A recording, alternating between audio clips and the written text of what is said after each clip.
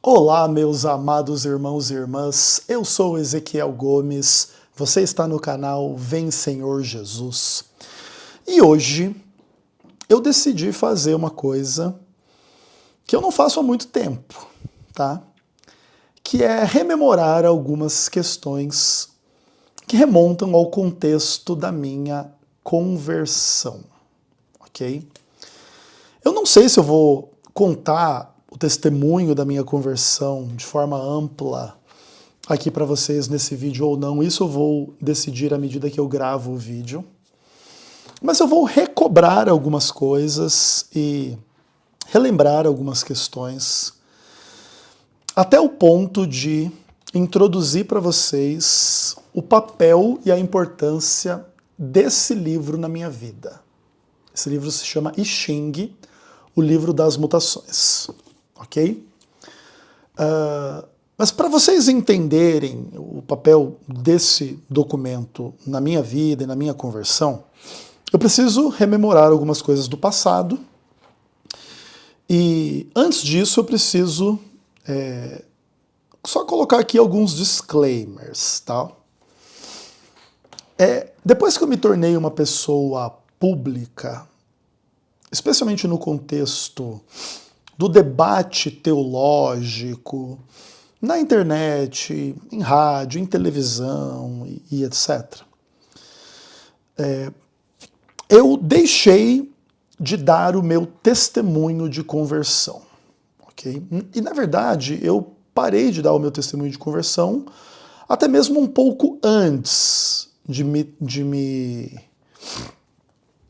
tornar essa pessoa mais pública e etc. Tá? E isso tem um motivo. E o motivo é que, apesar de algumas pessoas se sentirem edificadas com a nossa história de conversão, outras pessoas usam aspectos da nossa velha vida e etc. para interpretar as coisas de forma maldosa, escrota. E o testemunho de conversão é uma coisa muito íntima, muito particular. Então, já há muitos anos eu não conto a minha história de conversão.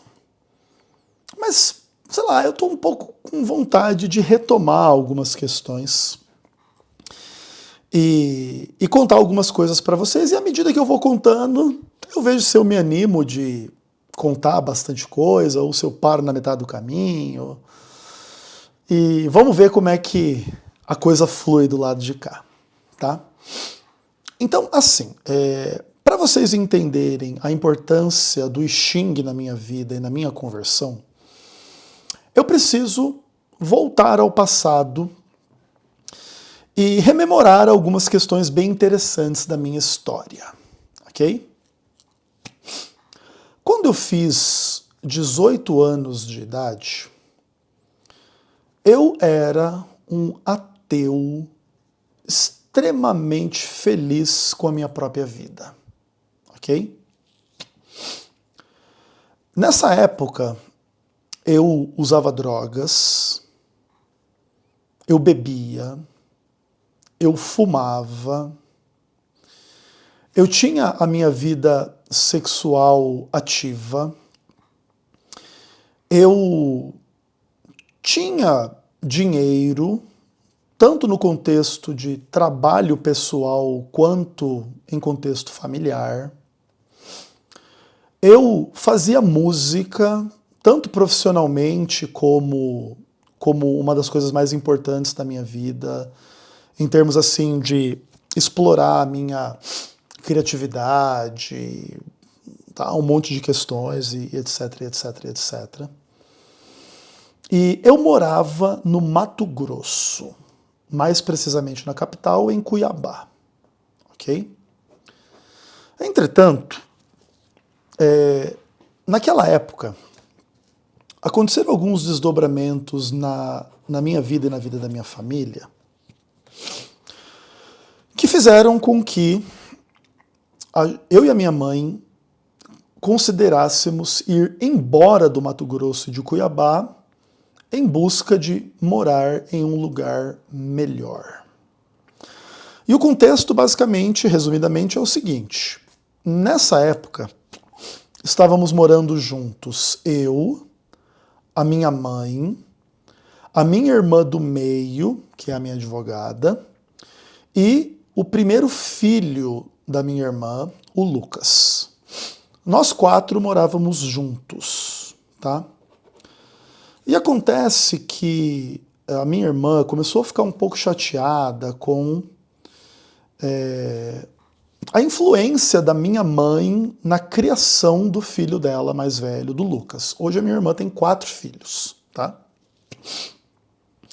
Ok. A minha irmã começou a ficar um pouco chateada, assim, com a posição e a influência da minha mãe na educação do Lucas e etc, etc, etc. E começou a haver um pouco de tensão, assim, entre elas. E eu e a minha mãe, então, conversando, a gente pensou assim, vamos nos separar então, vamos deixar a minha irmã cuidando do filho dela do jeito que ela preferir, e vamos, eu e a minha mãe, embora. Nós poderíamos ter ido para uma outra casa, em Cuiabá mesmo, no próprio Mato Grosso, mas eu e a minha mãe, a gente veio a entreter a ideia de nos mudarmos de região do Brasil, ok? E o que acontece? Nós somos de São Paulo. Nós fomos parar no Mato Grosso em função do fato de que o meu pai passou num concurso para morar lá, levou a minha irmã para morar lá, depois me levou para morar lá, e depois a minha irmã, aliás, depois a minha mãe foi atrás para não ficar longe da gente. E então, nesse período, entretanto, eu e a minha irmã já não morávamos mais com o meu pai, e viemos a morar com a minha mãe, e o filho da minha irmã mais velho nasceu, e acabou que ela se separou lá do pai do Lucas e tal, etc. E esse era um pouco do contexto ali. Quando a gente começou a entreter essa ideia, eu comecei a pensar em que lugar do Brasil eu gostaria de morar. E eu poderia ter ido para o norte, para o nordeste, para outro lugar dentro do centro-oeste, voltar para o sudeste. Mesmo que eu não quisesse voltar para São Paulo, eu poderia ter escolhido Minas ou Espírito Santo. Rio de Janeiro eu jamais escolheria. Acho que é o único lugar na face da Terra que eu não gostaria de estar ou morar ou nada do tipo. Mas eu comecei a entreter a ideia de morar no sul do Brasil. E aí o que acontece? Eu fui falar com a mãe, falei, mãe, sabe que eu acho que a gente deveria morar na região sul? Aí ela falou assim, tá, mas poxa, é frio, né? Não sei o que e tal. E a gente mal conhece, né? O meu pai é do Paraná. Mas o meu pai é da região norte do Paraná, ali de Maringá e região. Que é mais perto de São Paulo, mais quente, tal, etc. Mas, independentemente disso, o que acontece? Como uma boa parte da nossa família estava no Mato Grosso, outra em São Paulo, a gente pensou assim, não, tá, mas se a gente for para o sul do Brasil, para onde que a gente vai? E a gente não tinha vontade de morar no interior, e a gente considerou as 3 capitais do sul do Brasil para a gente se mudar. Então a gente considerou Porto Alegre, Florianópolis, Floripa ou Curitiba. E como Curitiba era mais perto, a gente decidiu ir embora para Curitiba. Então, pegamos um carro, colocamos as nossas roupas e as nossas coisas, o resto a gente deixou lá com a minha irmã, todos os móveis, eletrodomésticos, essa coisa rara toda, panela, não sei o quê. Entramos num carro com as nossas roupas e com as nossas coisas, eu e a minha mãe, e viajamos do Mato Grosso, em Cuiabá, até o Paraná, em Curitiba. Essa, no final das contas, foi uma das melhores decisões da minha vida. E Curitiba é um lugar assim que eu amo de paixão, assim, sabe? Eu fui muito feliz em Curitiba. Eu morei 8 anos em Curitiba. Inclusive, eu vou me converter em Curitiba, tá? E além da minha experiência de conversão, que é uma das razões que me fazem amar Curitiba, eu tive muitos amigos e amigas em Curitiba, eu tive muitas mulheres em Curitiba, inclusive a minha primeira esposa, temos que falar um pouco dela para contextualizar as questões e tal. Então, assim, Curitiba é um lugar assim que evoca em mim algumas das mais gratas memórias da minha vida. Hoje em dia, eu não gosto muito de ir para Curitiba por causa das memórias que eu tenho em relação a Adriana, lá na cidade, tá? Que é um pouco assim de algo que estraga a minha experiência curitibana. Mas não fosse isso, Curitiba para mim seria o melhor lugar do mundo, tá? Apesar de que eu não tenho nenhuma vontade de voltar a morar em Curitiba. Mas eu tenho um carinho gigante assim pela cidade e etc e tal. Beleza.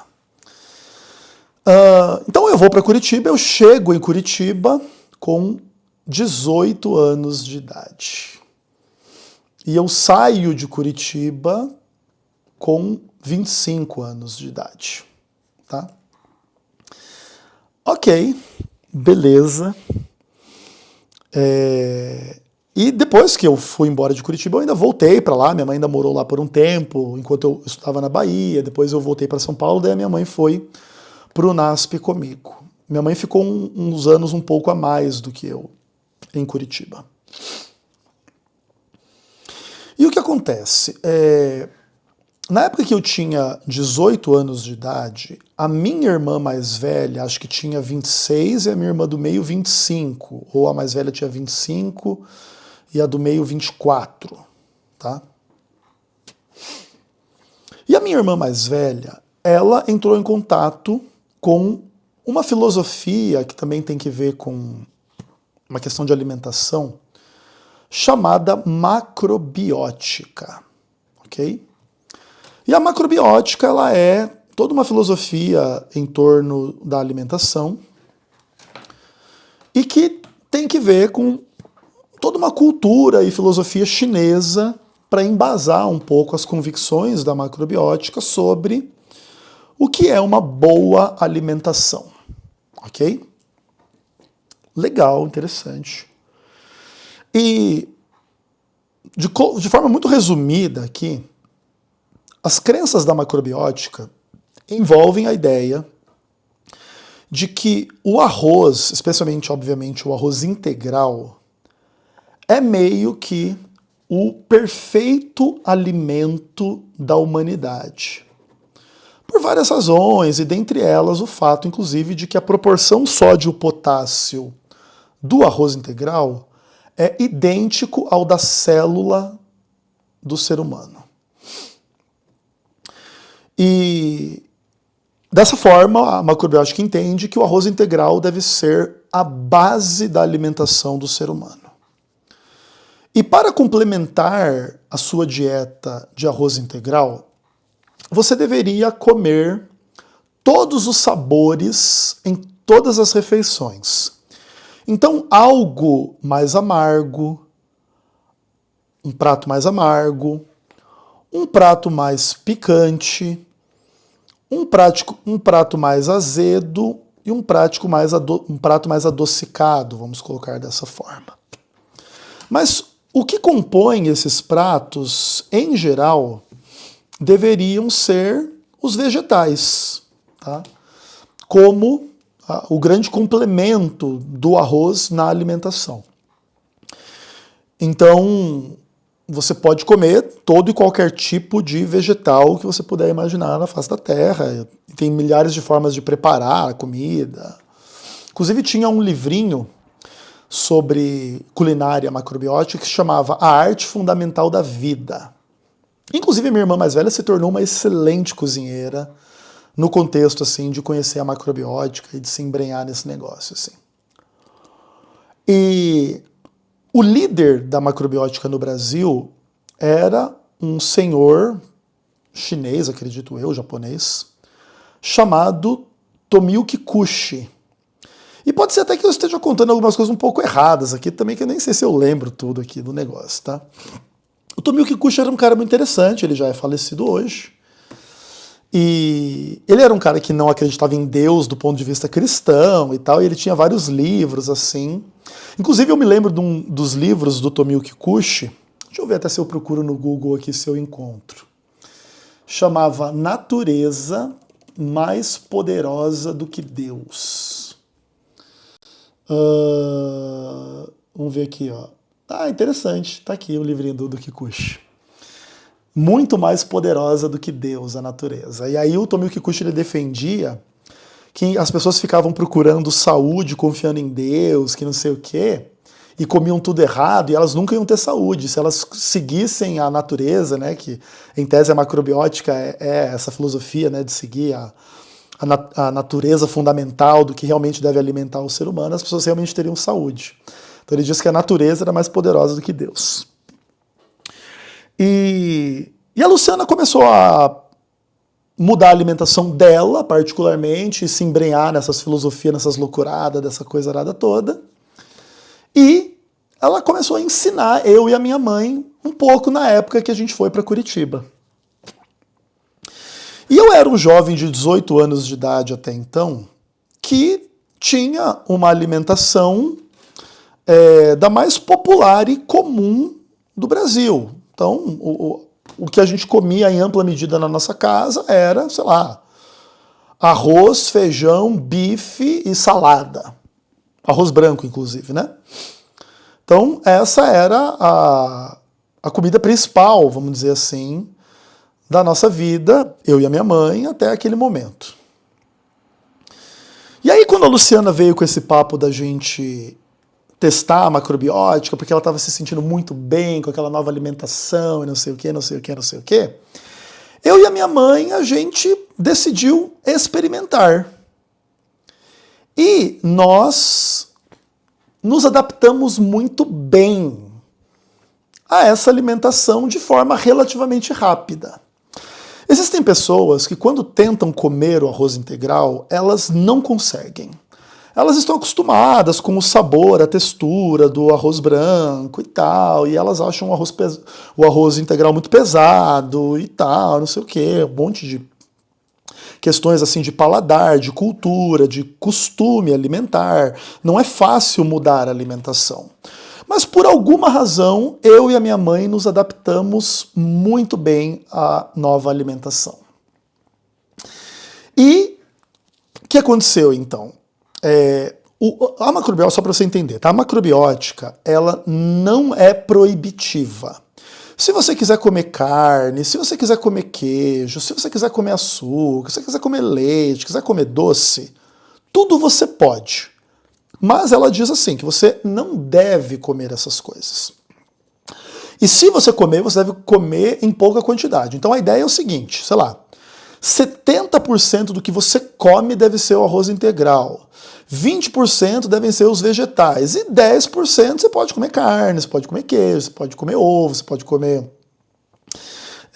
doce. Mas entende? É o mínimo da sua alimentação. O máximo, o maior é o arroz integral.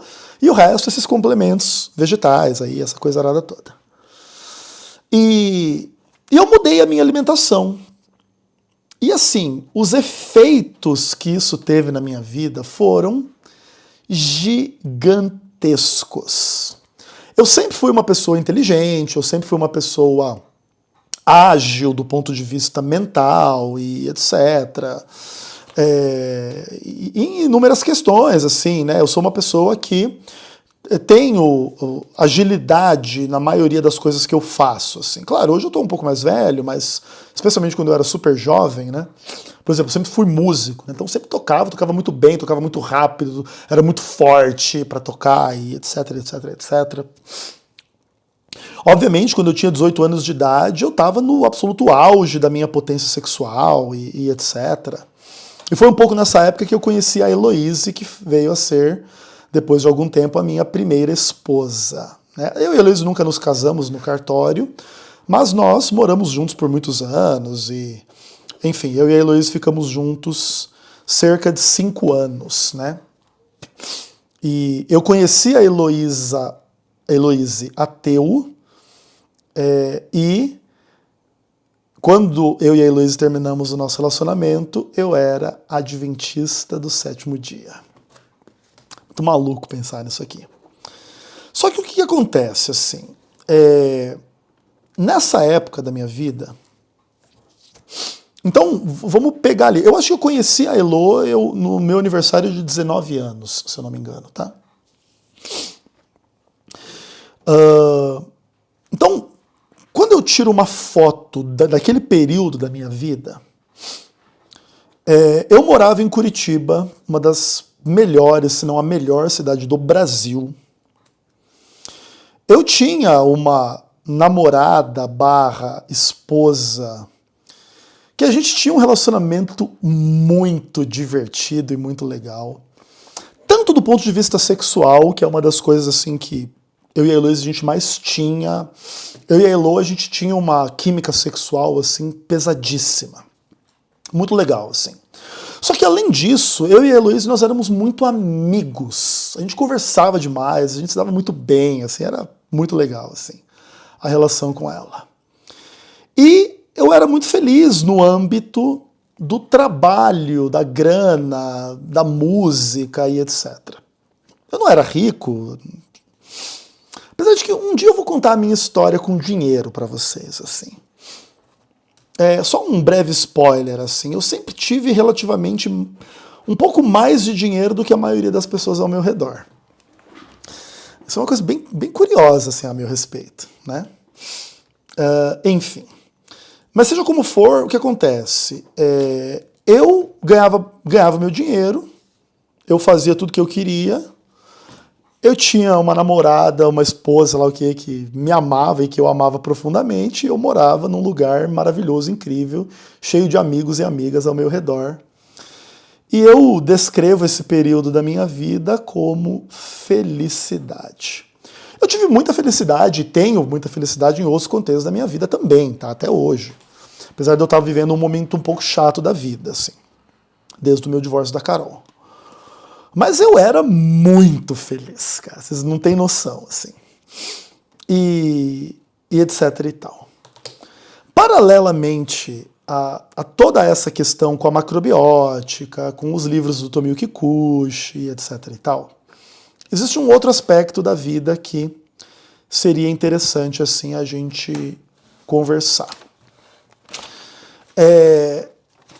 Dentro da minha família, nós nunca fomos religiosos, ok? Nunca houve, assim, muita preocupação religiosa em casa. Mas havia alguns interesses místicos, ok?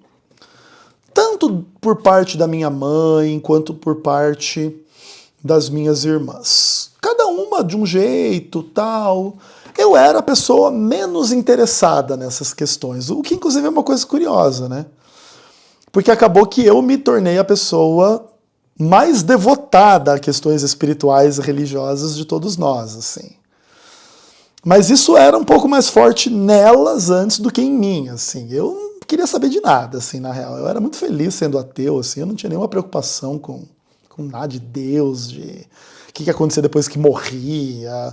Ai, por que o mundo existia? Eu não tinha preocupação com porcaria nenhuma, não tava nem aí. Inclusive eu tinha raiva desse papo que vai com Deus, Deus abençoe, não sei o quê. Eu tinha ódio dessa merda. E pelo menos é assim que eu pensava na época.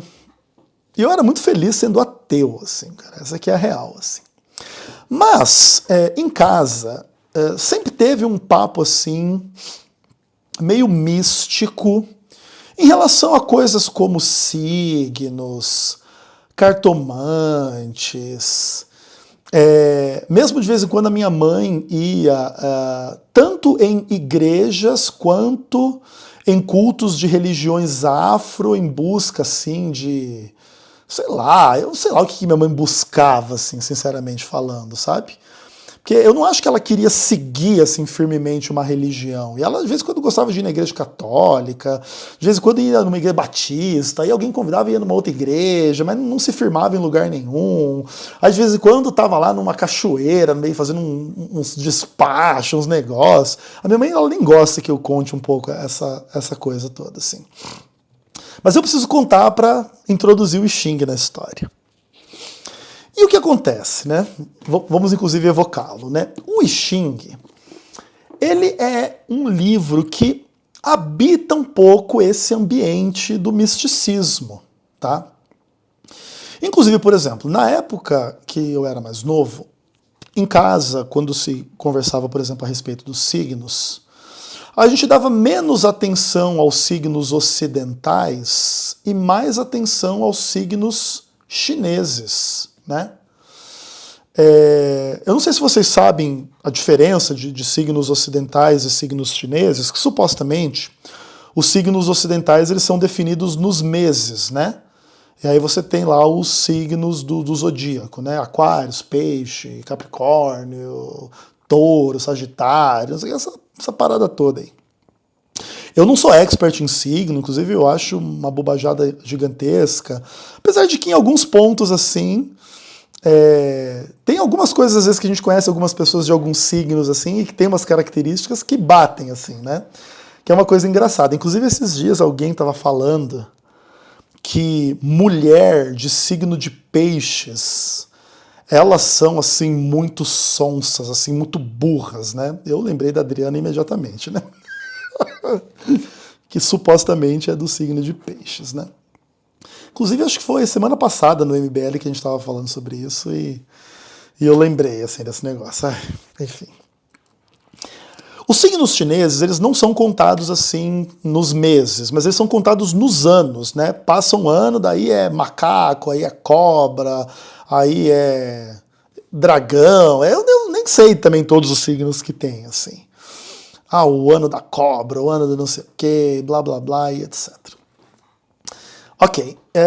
E aí o que acontece? Conversando com a minha irmã mais velha, alguns meses atrás sobre isso, eu tinha mencionado o I Ching em algum vídeo que eu tinha feito e ela tinha assistido o vídeo e ela veio me perguntar, ela falou assim, Duio, você sabe como que o I Ching entrou na nossa vida? Para quem não sabe, Duio é o meu apelido da família, tá? Porque eu sou o Júnior, né? E quando eu era criança eu não sabia falar Juninho, e aí eu falava Duinho, e aí depois quando eu cresci um pouco me apelidaram de Duio, então a minha mãe e as minhas irmãs me chamam de Duio, tá? É o que eu não permito que vocês me chamem, tudo bem? Brincadeira. Eu nunca me importei muito com o apelido, mas só para vocês saberem que isso é um apelido íntimo, não é para qualquer pessoa. Inclusive é D-U-I-O, tá? Duio. Que inclusive é um apelido infantil mesmo, né? É um apelido de criança, então é natural que a gente deixe ele reservado ao ambiente da família. Mas ela me perguntou, Duil, e aí, tipo, como é que foi, né?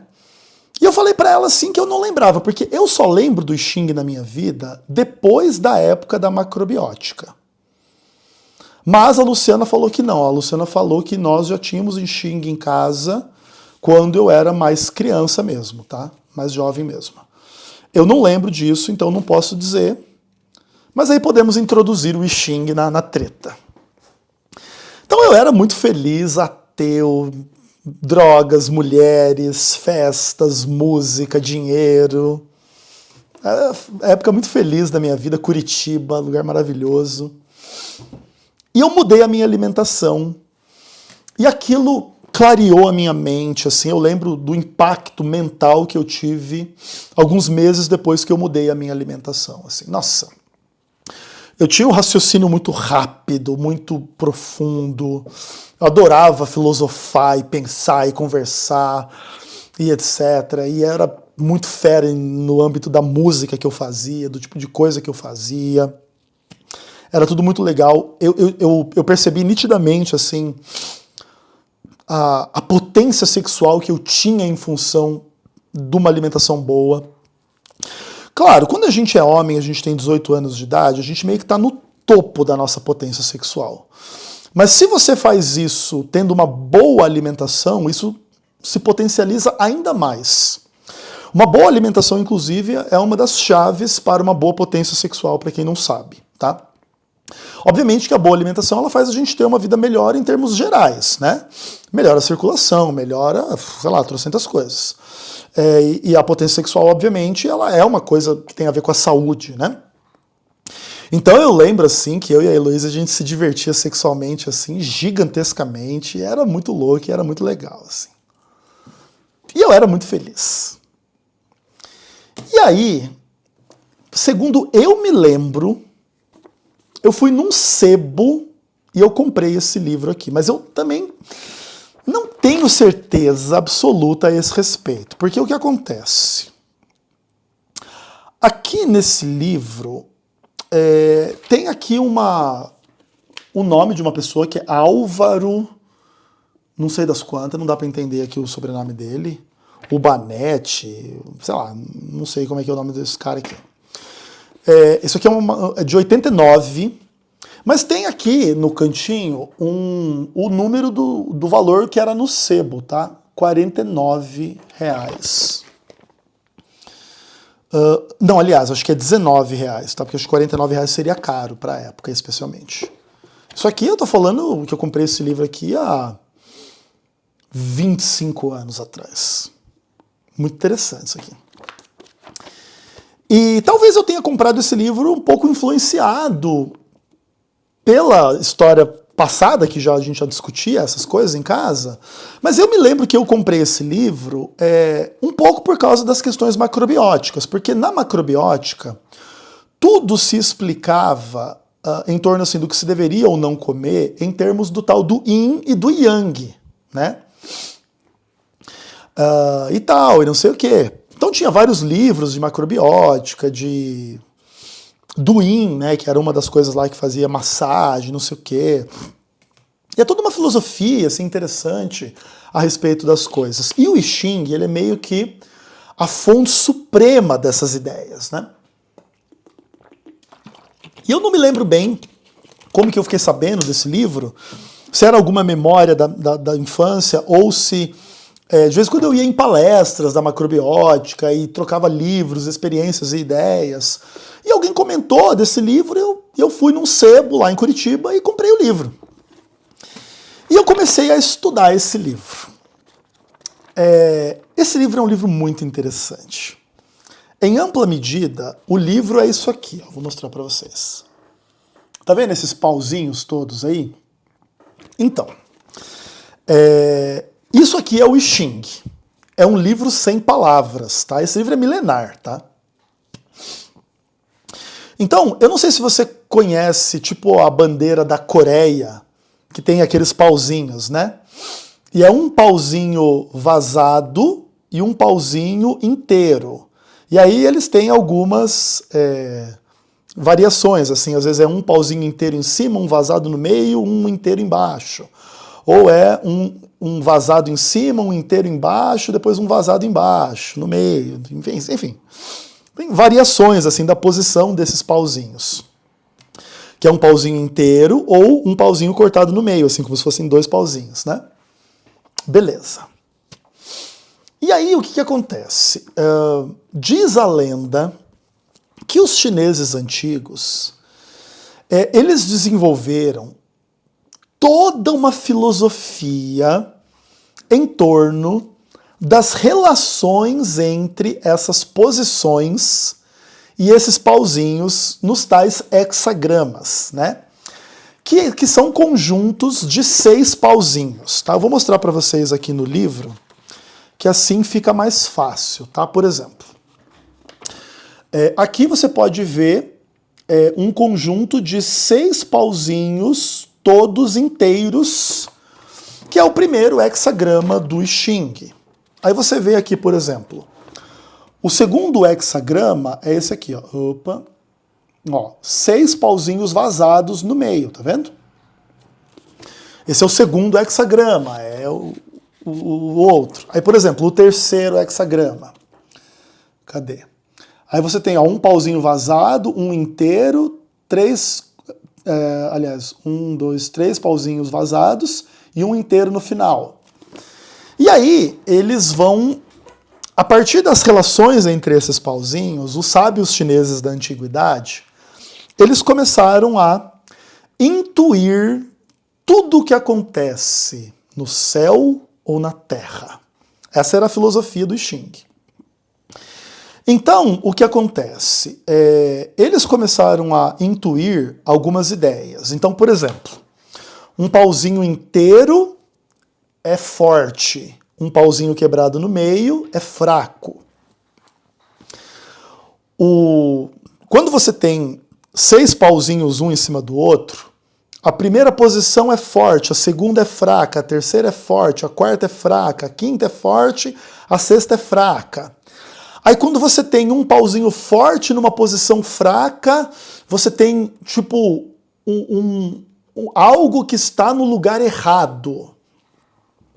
E à medida que você vai mudando os hexagramas, um em relação ao outro, eles vão mudando, né? Você vai percebendo que há uma mudança nos hexagramas. É como, por exemplo, assim, você começa, tem um hexagrama com 6 pauzinhos inteiros. Aí o próximo hexagrama tem 5 pauzinhos inteiros e um vazado. Aí o próximo tem 4 pauzinhos inteiros e 2 vazados. Aí o outro tem 3 pauzinhos inteiros e 3 vazados. Aí você vai fazendo umas escadinhas e uns movimentos, inclusive por isso que se chama o livro das mutações.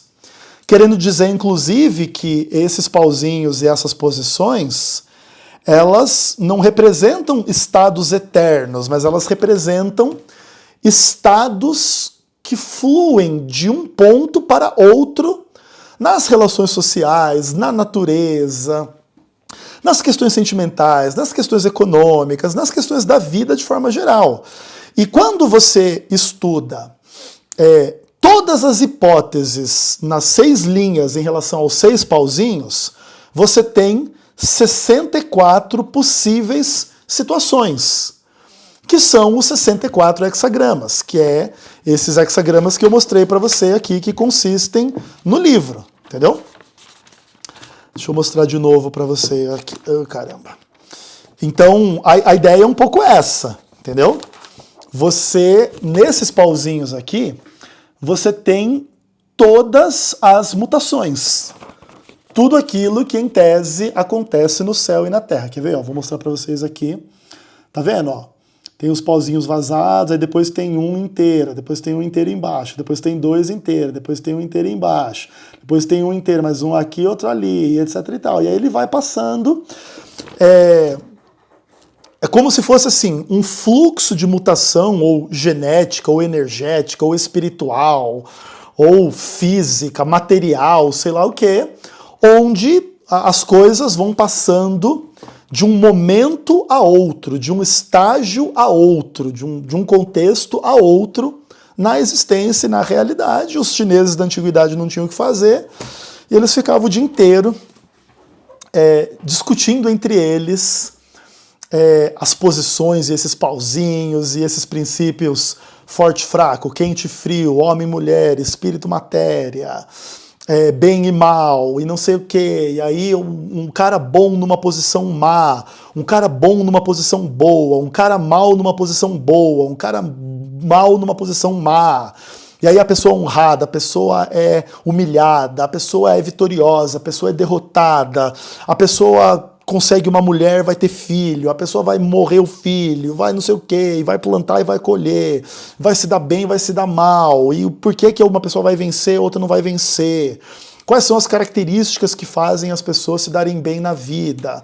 A suavidade, a perspicácia, a perseverança, o amor, a confiança, a disciplina, e eles vão imaginando essas coisas e vão falando essas coisas e pensando numa tradição gigantesca e milenar, tá bom? E eu tô, contextualizando essas questões aí para vocês entenderem um pouco a base por detrás do I Ching.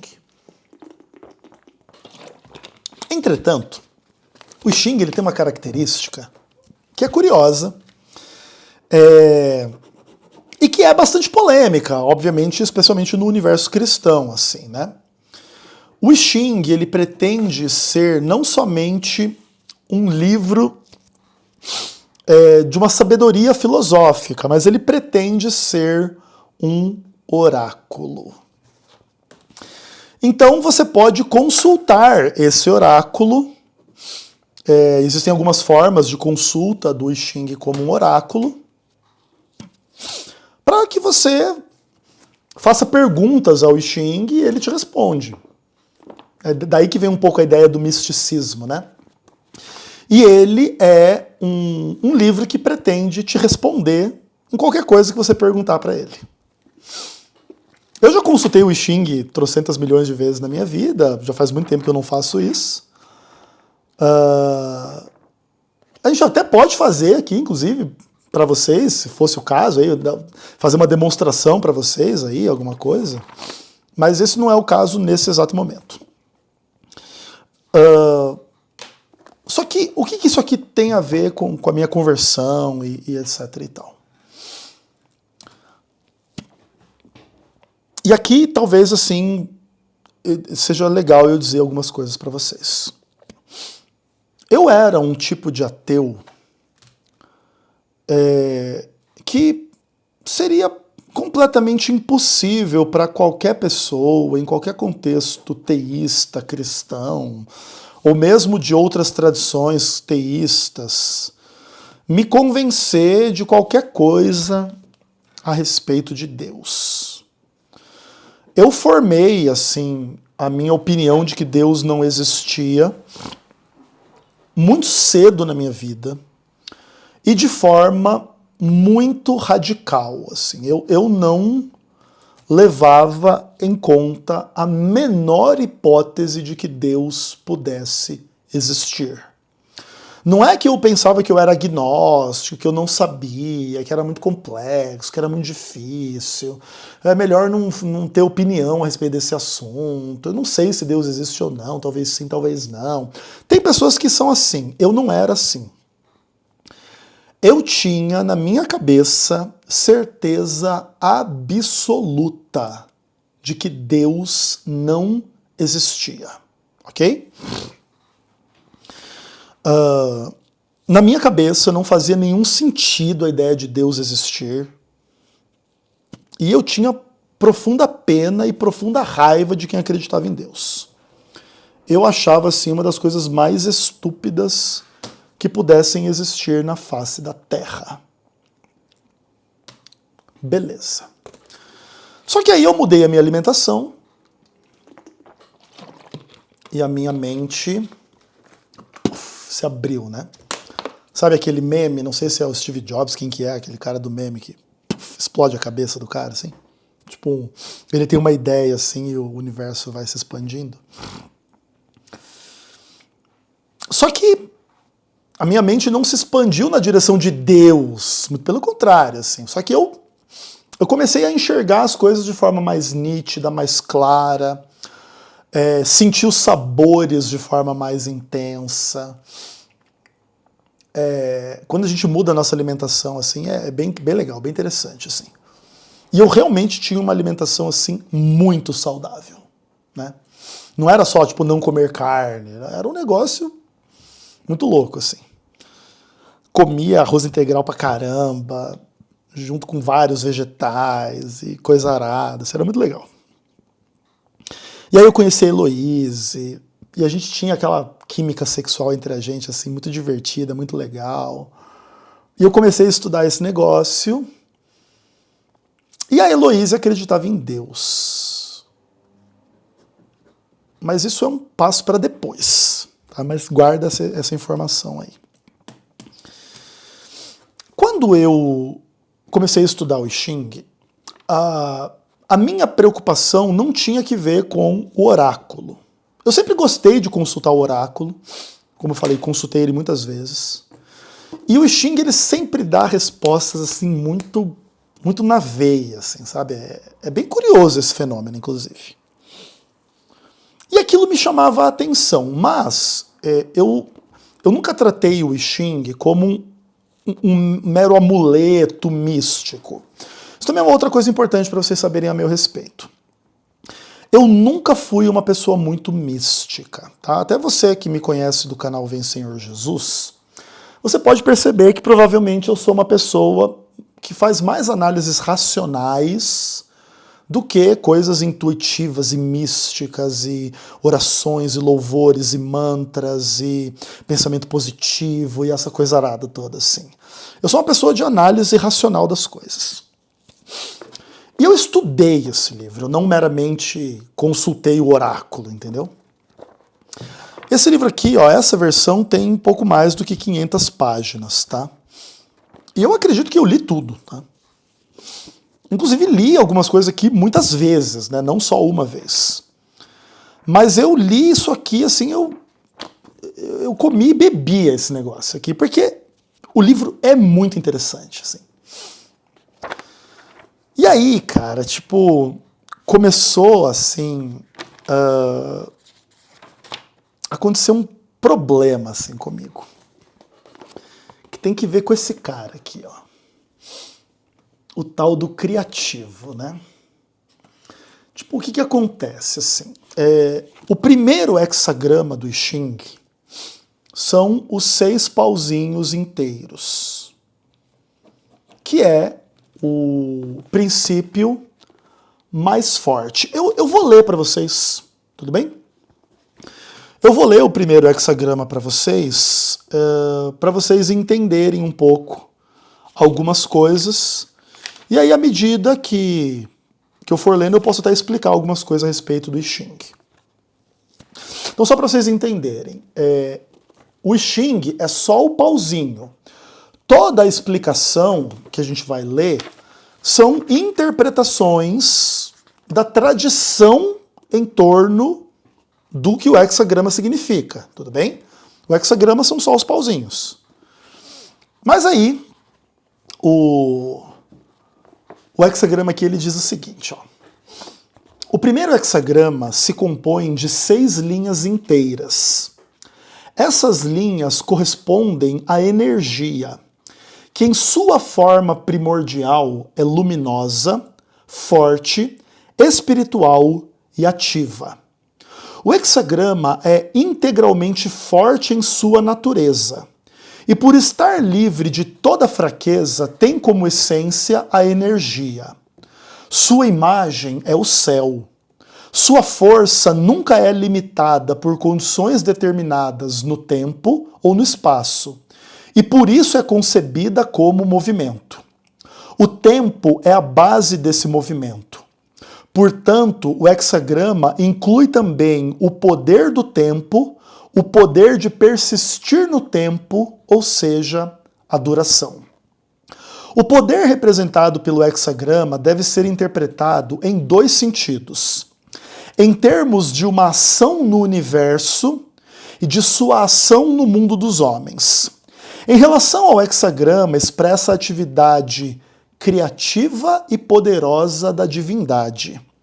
Aplicado ao mundo dos homens, ele representa a ação criativa dos santos e sábios, dos que governam e conduzem a humanidade, e que através da sua força despertam e desenvolvem a natureza mais elevada dos homens.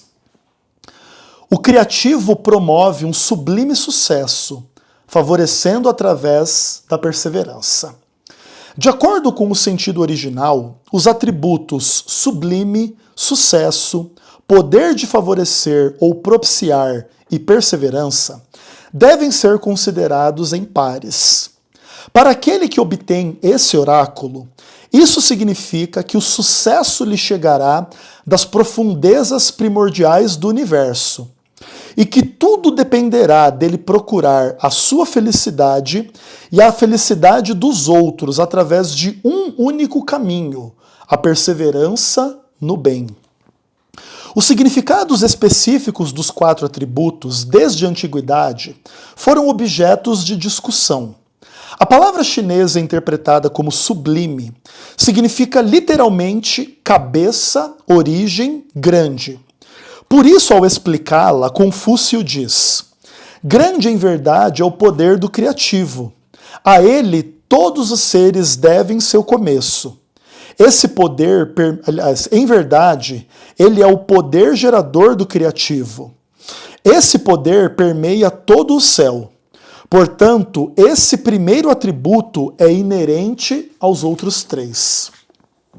O começo de todas as coisas jaz, por assim dizer, no além, na condição de ideia que ainda está por se realizar. Mas o criativo tem também o poder de dar forma a esses arquétipos de ideias. Isso é indicado na palavra sucesso. Esse processo é representado por uma imagem da natureza, as nuvens passando, a chuva atuando e todos os seres individuais fluindo para suas próprias formas. Aplicado ao plano humano, esses atributos indicam o homem superior e o caminho para o grande êxito.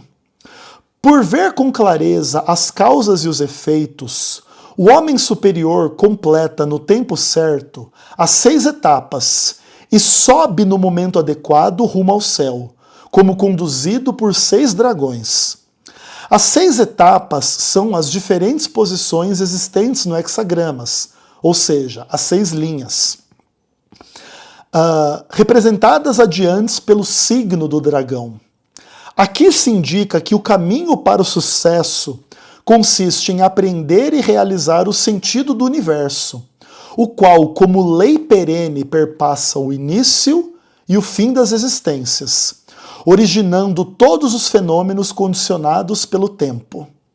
Assim, cada etapa alcançada torna-se preparação para a seguinte. O tempo já não constitui um obstáculo, e sim um meio para se realizar ou atualizar, o que permanecia antes meramente potencial. O ato da criação se exprime em 2 atributos: sublime, sucesso. A tarefa da conservação manifesta-se na contínua atualização e diferenciação da forma. Isso será expresso nos termos favorecido ou propiciando através da perseverança. O curso do criativo modifica e modela os seres até que cada um alcance sua verdadeira e específica natureza, e os mantém então em concordância com a grande harmonia. Assim, o criativo se revela como que favorece ou propicia através da perseverança. Aplicado à esfera humana, isso mostra que o homem superior traz ao mundo a paz e a segurança, em virtude de sua ação ordenadora. Ele se eleva acima da multidão dos seres, e todas as terras se unem em paz. Outra linha de reflexão prossegue distinguindo as palavras sublime sucesso, favorecer e perseverança, e as associa às 4 virtudes cardeais da humanidade. Ao sublime, que como princípio fundamental engloba todos os demais atributos, se relaciona o amor. Ao atributo sucesso se relacionam os costumes, que regulam e organizam as expressões do amor, levando-as ao sucesso. Ao atributo favorecer relaciona-se a justiça, que cria as condições nas quais cada ser obtém aquilo que corresponde à justiça, e aquilo que responde à sua natureza, aquilo que é devido e aquilo que constitui a sua felicidade. Ao atributo perseverança, relaciona-se a sabedoria, que discerne as leis imutáveis presentes em todos os acontecimentos e assim estabelece condições duradouras. Essas reflexões, já sugeridas no comentário intitulado Wen Wen, o livro 3º, formam mais tarde o elo que uniu a filosofia das 5 etapas da mutação, proposta no livro da história de Xu Xing, com a filosofia do livro das mutações, que se baseia na polaridade dos princípios positivos e negativos. Com o tempo, o relacionamento entre esses 2 sistemas de pensamento deu origem a um simbolismo numérico que foi se tornando cada vez mais complexo. O movimento do céu é poderoso. Assim, o homem superior se torna forte e incansável. Como só existe um céu, a repetição do trigrama Shen, que tem o céu como imagem, indica o movimento do céu. A rotação completa do céu constitui um dia, E a repetição do trigrama significa que os dias se seguem uns aos outros. Isso gera a ideia do tempo. Já que é o mesmo céu que se move com poder incansável, sugere também a ideia da duração, tanto no tempo como além dele. Um movimento que jamais se detém ou reduz o seu ritmo. Assim como os dias se seguem uns aos outros continuamente.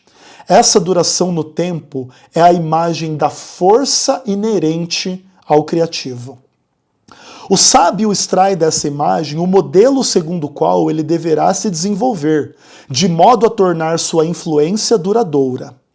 Ele deve tornar-se integralmente forte, eliminando de maneira consciente tudo que for degradante ou inferior. Assim, ele se torna incansável, em virtude de uma limitação consciente de seu campo de atividade.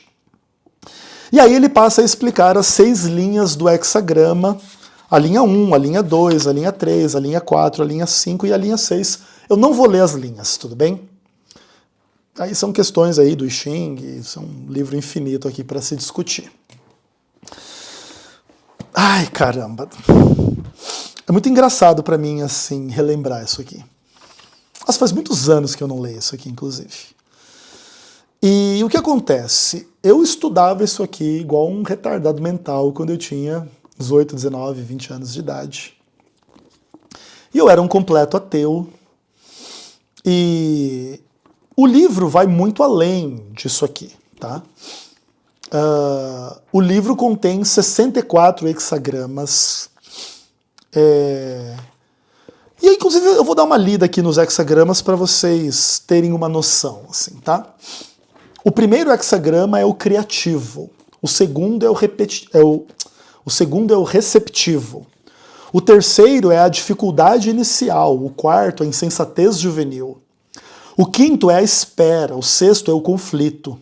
O sétimo é o exército. O oitavo é o manter-se unido, ou a solidariedade. O nono é o poder de domar do pequeno. O 10º é a conduta. O 11º é a paz. O 12º é a estagnação. O 13º, a comunidade com os homens. O 14 são as grandes riquezas. O 15º é a modéstia. O 16º é o entusiasmo.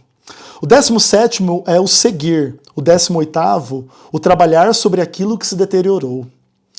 O 19º é a aproximação. O 20º é a contemplação. O 21º é o morder. O 22º é a beleza. O 23º é a desintegração. O 24º é o retorno ou o ponto de transição. O 25º é a inocência. O 26º, o poder de domar do grande. O 27º é as bordas da boca, ou o prover alimento. O 28º, a preponderância do grande. O 29º é o abismo. O 30º é o fogo. O 31º é a influência. O 32º é a duração. O 33º é a retirada. O 34º é o poder do grande. O 35º é o progresso. O 36º é o obscurecimento da luz. O 37º é a família. O 38º a oposição.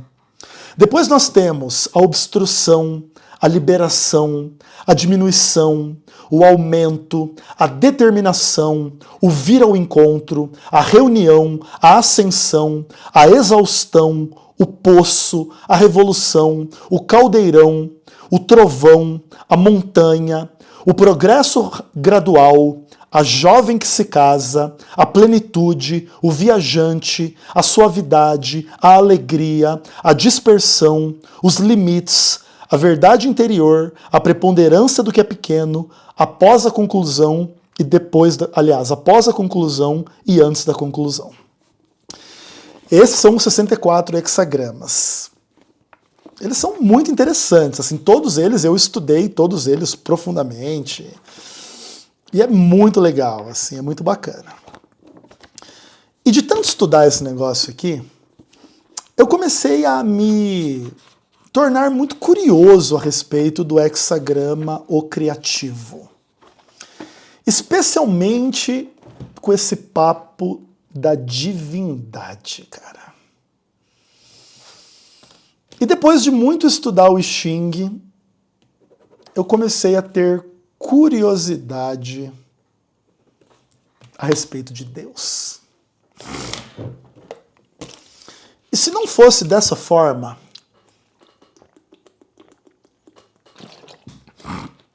eu não estaria aqui hoje. É maluco pensar isso. Claro, à medida que eu estudei o I Ching, eu consultei o I Ching muitas vezes em relação a muitas questões da minha vida. E o I Ching, ele sempre me respondeu de uma forma bem explícita e específica. Inclusive, eu vou aproveitar e eu vou fazer um exercício de consulta ao I Ching diante de vocês e com vocês aqui. E eu vou perguntar para o I Ching o que ele tem a dizer sobre o canal Vem Senhor Jesus. Eu não sei se ele vai falar bem ou mal do meu canal, mas eu vou fazer esse exercício diante de vocês para que vocês entendam um pouco algumas coisas e depois eu faço a conclusão, tá? Então eu vou estabelecer aqui cara ou coroa em 3 moedas, para a gente poder ter a percepção se as linhas serão fortes ou fracas. Eu não vou ficar explicando essas coisas aqui para a gente não perder tempo. Então, cara é yang, linha forte, yin é fraca, é coroa. Então, quando você tem 3 moedas, as 3 da mesma forma, você tem uma linha forte. Quando você tem 2 e uma de outro lado, aí você tem uma linha fraca. E a gente vai começar de baixo para cima nas 6 linhas, tudo bem? Então vamos lá. O que o I Ching tem a dizer sobre o canal Vem Senhor Jesus? Primeira linha, vamos dar uma olhada. Então a primeira linha é uma linha forte, yang. As 3 linhas aqui, as três fortes, tá? Segunda linha, vamos dar uma olhada. Ô, louco! Mais uma linha forte, pelo amor de Deus. Segunda linha também forte. As 3. Vamos dar uma olhadinha na... Opa! Caiu aqui a moedinha. Vem pra cá. Terceira linha. A terceira linha é uma linha fraca, vazada. Então, ok. Então nós temos linha forte. Forte. E a terceira fraca. Ok. Quarta linha.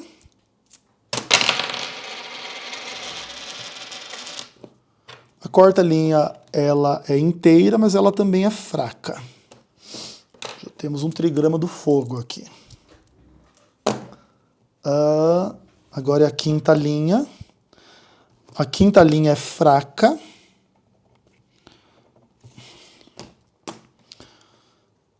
E a última, sexta linha do hexagrama, nós temos uma linha inteira, porém fraca. Ok, beleza. Então vamos dar uma olhada aqui o que o I Ching tem a nos dizer sobre o canal Vem Senhor Jesus, tá? Tomara que ele não brigue muito comigo na presença de vocês aí, que eu posso ser envergonhado, né? Então aqui nós temos... então nós temos 54. É isso aqui. Não. Não é 54, não. É o 38.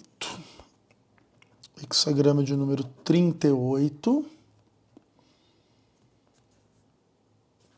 Primeira e segunda linha fortes. Eu nem lembro qual que é o 38. Vamos descobrir agora. O hexagrama de número 38 é o hexagrama chamado oposição. Tudo bem? Acho que o canal oposição é...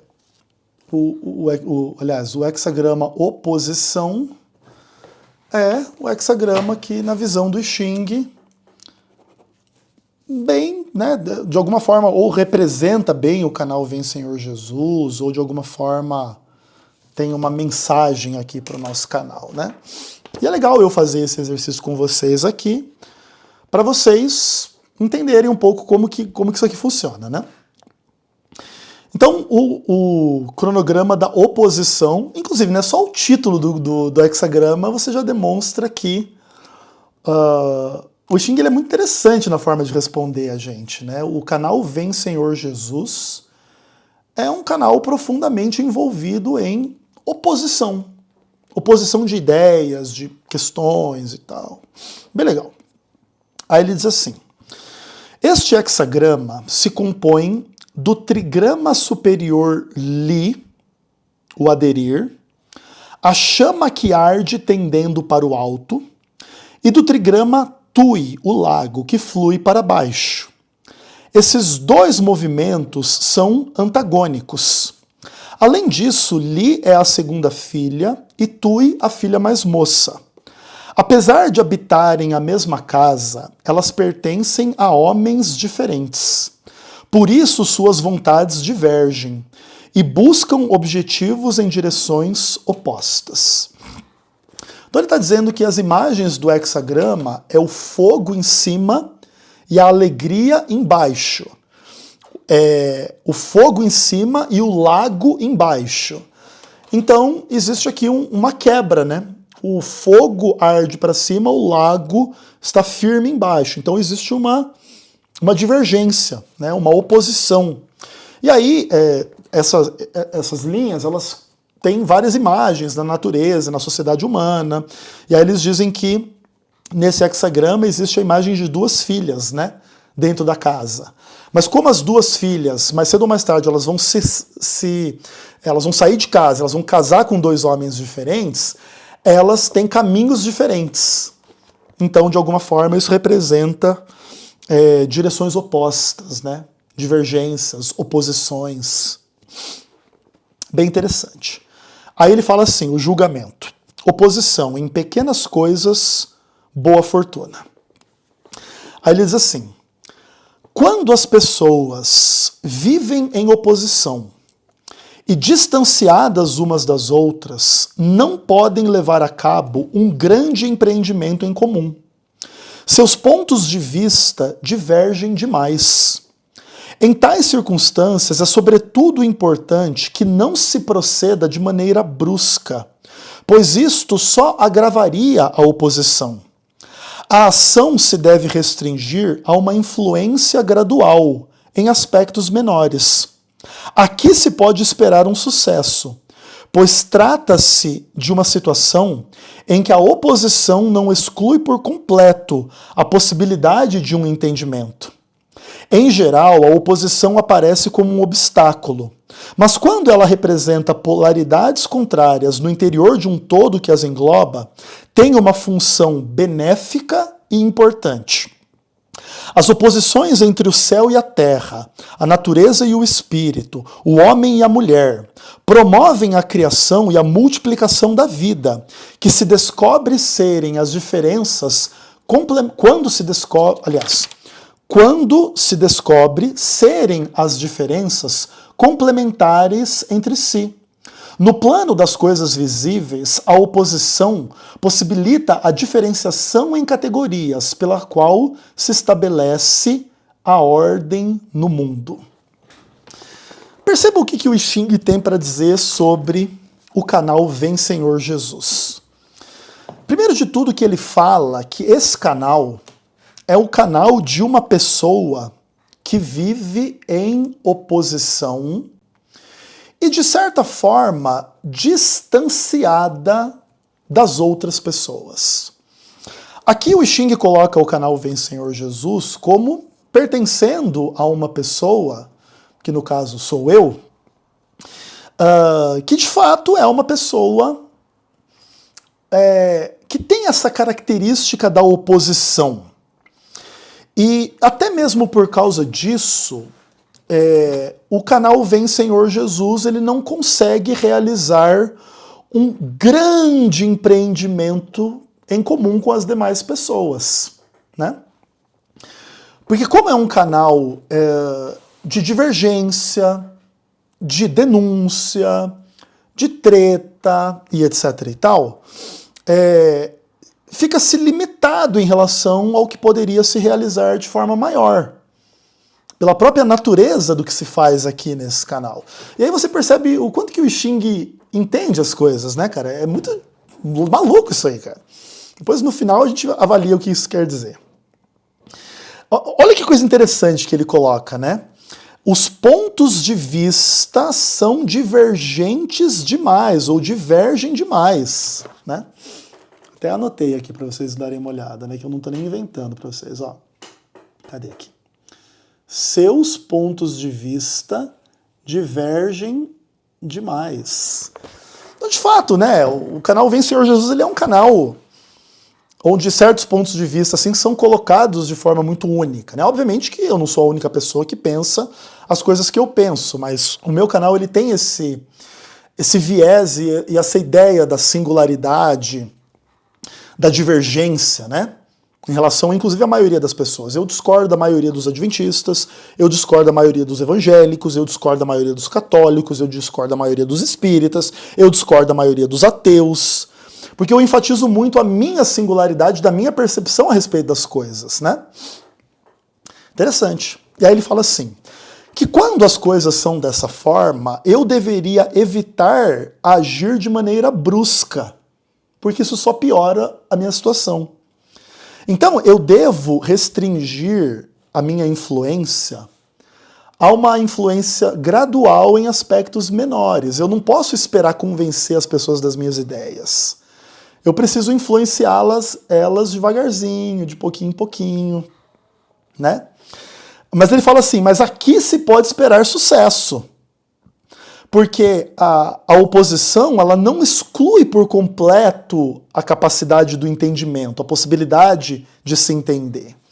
Se eu aprender a me comunicar, as pessoas podem aprender o que eu quero dizer. As pessoas podem vir a concordar um pouco mais comigo, eu posso me tornar uma pessoa mais bem articulada na forma de pregar as minhas ideias. E assim a coisa vai crescendo e melhorando. E aí ele fala assim, em geral, esse hexagrama, ele representa polaridades contrárias no interior de um todo que as engloba e que tem uma função benéfica e importante. Isso é muito legal para mim, assim, sabe? O Xing entende que esse canal aqui, ele tem uma função benéfica e importante, apesar da oposição, da treta, da briga, da divergência, da polêmica e tudo mais. Ele fala assim, que as oposições entre o céu e a terra, o espírito e a natureza, o homem e a mulher, promovem a criação e a multiplicação da vida, quando a gente descobre que as diferenças se complementam. Então, eu posso oferecer algo de diferente para vocês que complementa o entendimento de vocês a respeito das coisas. E assim a gente vai estabelecendo a ordem nas coisas, né? A gente vai colocando as coisas em ordem. E talvez vocês sintam algo desse tipo no que se faz aqui nesse canal. Ok, vamos avançar. Aí ele diz assim, ó, a imagem do hexagrama. Acima o fogo, embaixo o lago, a imagem da oposição. Assim, o homem superior mantém a sua individualidade em meio à comunidade. Isso aqui, cara, é uma das coisas mais malucas que você possa parar para pensar na face da Terra, porque essa é uma descrição exata de quem eu sou e do que eu faço nesse canal, cara. Olha o que ele diz lá. O homem superior mantém a sua individualidade em meio à comunidade. Eu mantenho a minha individualidade em meio aos adventistas, aos cristãos de outras ordens e etc. Muito interessante isso aqui, cara. É divertido. Aí ele diz assim, os dois elementos, o fogo e a água, mesmo quando estão juntos, nunca se misturam, porém conservam sua própria natureza. Do mesmo modo, o homem superior nunca se deve deixar levar à vulgaridade, em virtude do convívio e de interesses comuns com pessoas de índoles diversa da sua. Apesar de toda a proximidade, ele sempre preservará a sua individualidade. E aqui também existe algo muito interessante, assim, a respeito do que tem acontecido aqui nesse canal. O homem superior nunca se deixa levar à vulgaridade em virtude do convívio e de interesses comuns com pessoas de índole diversas da sua. Provavelmente, uma das questões que mais incomodam alguns de vocês aqui é quando eu manifesto alguma espécie de vulgaridade no meu cansaço de conviver com aquilo que eu considero ser certas burrices, legalismos, fanatismos, idiotices dentro da igreja. E aqui o I Ching pede para que, assim como vocês pedem para que eu melhore, o I Ching também pede para que eu melhore. Eu não devo me deixar levar à vulgaridade por conviver com essas pessoas dentro da igreja que têm uma índole diferente da minha, que não prezam pela doutrina como eu prezo, que não prezam por uma boa administração da igreja como eu prezo, que não prezam pelas questões que eu valorizo. E é importante que eu melhore nesse aspecto. É a dica do I Ching para o canal Vem Senhor Jesus. E aí você julga se o I Ching sabe do que ele está falando ou não, tá? Como é maluco essa porra. E aí ele deu pra gente as duas primeiras linhas do hexagrama como sendo linhas fortes. Então nós vamos ler as duas linhas, tá? A primeira linha. 9 na primeira linha. O arrependimento desaparece. Se você perde o seu cavalo, não corra atrás dele. Ele voltará por si mesmo. Quando você encontrar pessoas más, acautele-se contra erros. Aí ele diz assim: mesmo em épocas de oposição, é possível agir de modo a evitar erros, de forma que o arrependimento desapareça. Quando a oposição surge, não se deve tentar forçar a união. Procedendo assim, o resultado seria sem dúvida o contrário, tal como um cavalo se afasta cada vez mais quando é perseguido. Se o cavalo é nosso, podemos deixá-lo seguir tranquilamente, pois ele voltará sozinho. Do mesmo modo, quando alguém ligado a nós se afasta como consequência de um mal-entendido, voltará espontaneamente se o deixarmos em liberdade. Por outro lado, devemos ser cautelosos quando pessoas maldosas, que não pertencem ao nosso meio, forçam sua presença, também como consequência de um mal-entendido. O importante aqui é evitar erros. Não se deve pretender afastá-los com violência, pois isso intensificaria mais ainda a hostilidade. Ao contrário, é necessário simplesmente tolerá-los, pois com o tempo se retirarão por sua própria iniciativa.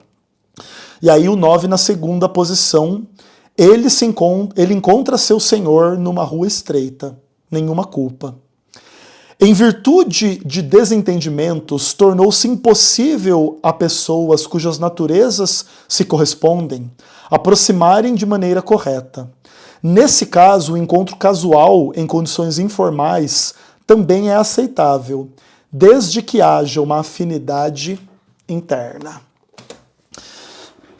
O I Ching ele tem uma linguagem um pouco poética e um pouco misteriosa, e para as pessoas que não conhecem muito dele, ele pode soar um pouco enigmático. Mas aqui, o I Ching está falando algumas coisas bem legais a respeito do canal Vem Senhor Jesus. Ele fala que, primeiro de tudo, em contextos de oposição, de treta, de discussão, de denúncia, a gente tem que tomar cuidado para que alguns erros não sejam cometidos. A primeira coisa é que não se deve forçar uma união com quem a gente tem divergência, tá? Não se deve, a gente não deve diminuir os nossos padrões, negar as nossas crenças, mudar a nossa conduta para se encaixar no grupo e pertencer ao grupo, que inclusive é o que eu não faço. Porque se eu tentasse fazer isso, eu com certeza estaria perseguindo algo que não me pertence, que não é o que eu realmente quero. Aquilo que eu realmente quero virá até mim de forma espontânea. E as pessoas maldosas que frequentam o canal Vem Senhor Jesus e que estão aqui simplesmente em busca de treta e oposição e maldade, etc., é importante tolerá-las, mas não intensificar a hostilidade, porque mais cedo ou mais tarde quem não pertence a essa comunidade vai se retirar por iniciativa própria. E aqui acontece uma coisa interessante na segunda linha. Esse canal é um canal de divergência, de oposição. Então, existem pessoas que precisam do conteúdo desse canal, mas por causa da forma com que as coisas são feitas nesse canal, elas não conseguem ter uma boa relação com o que aqui se faz. Então, nesse caso, é necessário uma aproximação informal. E isso pode acontecer desde que exista uma afinidade interna, ou seja, você que se incomoda com o lado negativo do canal Vem Senhor Jesus e talvez não se sinta em total harmonia com esse canal por causa da forma como eu lido com as coisas e etc, etc, etc, você precisa simplesmente identificar se você tem alguma afinidade com o que eu prego aqui nesse canal ou não. Se você tiver, tem harmonia entre nós. Senão, não. Senão você é dos inimigos que vai se retirar. Falar o quê, né, do I Ching, né? E aí o que acontece? Eu vou explicar algumas coisas para vocês. Quando a gente consulta o I Ching, etc., a gente sempre recebe respostas bem desse tipo, assim, sabe? Ele vai sempre na veia, assim, dos assuntos. Se você consultar ele sobre o seu casamento, seus negócios, sua igreja, sua vida, qualquer coisa, ele vai te responder. Ainda que, se você tentar simplesmente testá-lo e zombar dele, ele vai dar na sua cara. É interessante, ele briga com a gente pesadamente, às vezes, quando a gente se aproxima dele assim de uma forma meio babaca. E eu tive muitas experiências legais com o I Ching. Desse mesmo tipo que eu tive aqui em relação ao canal Vem Senhor Jesus, quando ele vai na veia. E por causa disso, eu comecei a levar bem a sério o hexagrama O Criativo. E eu comecei a pensar profundamente a respeito de Deus.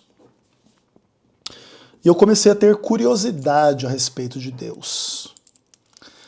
E quando isso aconteceu, eu tinha, acho que uns 19, 20 anos de idade. Quando esse negócio começou a se avolumar na minha cabeça, eu comecei a estudar bastante, entender bastante, ter bastante experiência, eu tive uma ideia. Falei, cara, será que Deus existe? Eu vou começar a ler a Bíblia. E eu comecei a ler a Bíblia, sozinho, sem ninguém me instruir, me dar estudo bíblico, nada. E aí eu comecei a conversar com a Heloíse, que eu estava começando a pensar em Deus, assim, e começando a pensar nas questões. E a Heloíse, sem sombra de dúvida, foi a pessoa mais importante da minha vida no contexto de eu ter deixado de ser um ateu e me tornado uma pessoa crente em Deus. Eu não quero continuar esse vídeo porque ele já ficou muito grande, mas eu vou colocar na descrição desse vídeo 2 ou 3 vídeos aqui. Deixa eu, inclusive, até procurar aqui, já vou deixar para vocês. Mulher qual? Deixa eu ver aqui, ó. O primeiro vídeo é um vídeo chamado A Mulher Sem a Qual Eu Jamais Teria Me Tornado Adventista, que é o vídeo onde eu falo sobre a Heloíse, tá? Esse é um vídeo de 1 hora que eu conto um pouco da minha história com ela, tá? Talvez eu até fale um pouco do Xing também, enfim, bem legal, assim. Depois, eu quero que vocês, claro, se vocês quiserem, né, obviamente, tem um vídeo aqui no meu canal onde eu falo como foi o meu chamado ao ministério. Eu vou colocar esses 2 vídeos na descrição desse presente conteúdo para vocês, tá? Eu vou colocar o vídeo sobre a Heloíse e sobre como foi o meu chamado ao ministério, tá?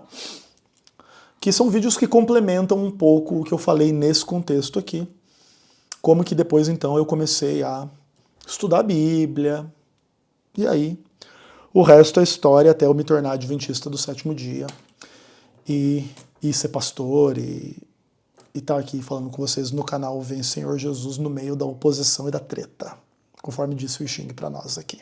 Beleza? É isso, muito obrigado aos guerreiros e guerreiras que assistiram esse vídeo por completo e até o próximo vídeo, se Deus quiser. Um abraço.